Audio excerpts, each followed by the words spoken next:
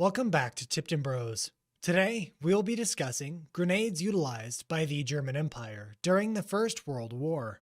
This list is in no way extensive and only covers a small group of all known examples. Before we begin, I must disclose that I am no expert and never claim to be.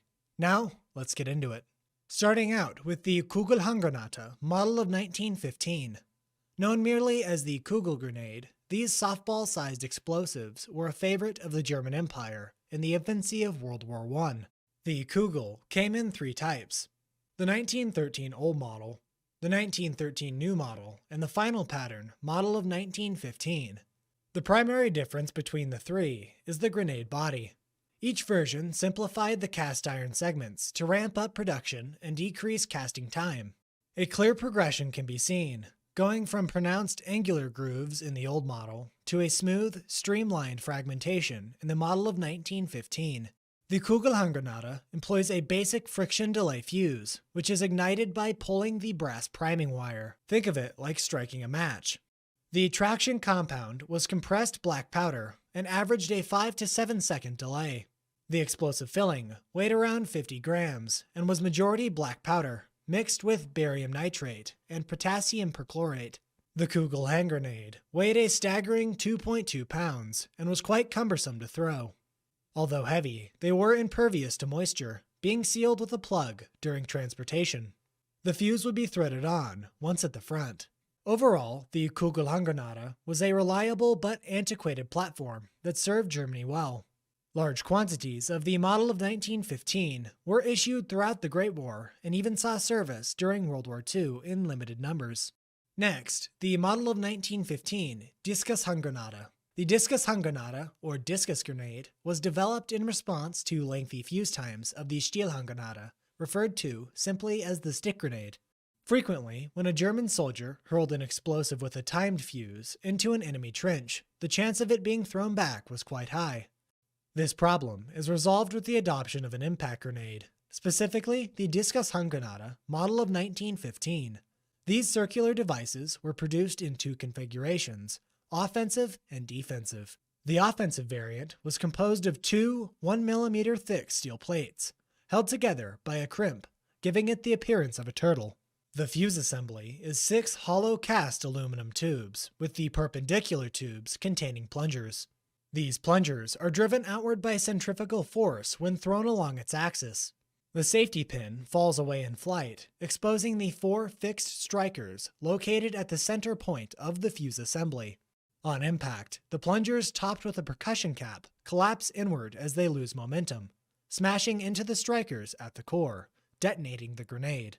The offensive model of 1915 employed a 130-gram or 0.25-pound TNT filling contained in 2 cloth bags. The pouches rested in the curvature of the steel plates and sandwiched the fuse assembly. The purpose of the offensive style, as you might guess, is to disorient or wound the enemy while attacking. The defensive model 1915 Discus Hanganada uses the same style 6-tube impact ignition, but is greatly reduced in size. Comprised of 2 internally segmented cast iron halves, the explosive charge was lackluster, totaling 20 grams of TNT. Constructed to emit a radius of shrapnel like many HE grenades, the defensive M1915 was unfortunately mediocre. It was popular amongst its users, with both variants weighing roughly 1 pound. In the end, vulnerability to moisture and complexity of manufacture led to the gradual replacement of the M1915 Discus Hanganada in favor of the Stiel Hanganada, a now staple of the German Empire. Lastly, let's cover the Ayahuan Granada model of 1917. As World War I dragged on, Germany went in search of a grenade alternative by late 1916, one less clumsy than the stick grenade and lighter than the Kugel to be used during assaults. This hunt yielded the Ayahuan Granada, or egg grenade, model of 1917. Small enough to be carried in abundance, the oblong explosive could be thrown over 40 meters, or 130 feet. The egg grenade was constructed of cast iron and initially had no gripping surface. Known as the Ayahuan Granada, old model, the smooth exterior proved problematic in the muddy trenches of eastern France. This was quickly updated by incorporating a segmented belt into the body cast, creating the new model 1917 egg grenade, and a superior gripping surface. To ease production, the same friction pull type fuse as the Kugel was applied. Again, yanking the brass priming wire through the ignition compound would start the 5 to 7 second fuse delay. The explosive filling was largely black powder and barium nitrate, but other sources claim an aluminum-based substance.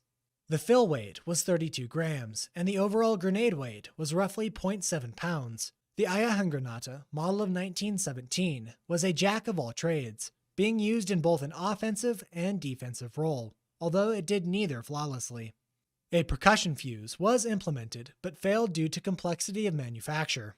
The final variation reverted to the friction fuse, but took a page from the steel Hanganada, replacing the twist wire with a lanyard and porcelain ball, held in place by a threaded cap.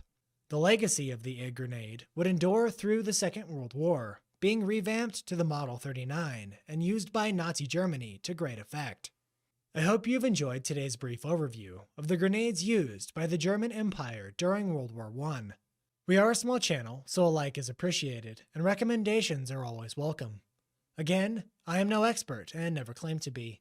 Until next time, on Tipton Bros.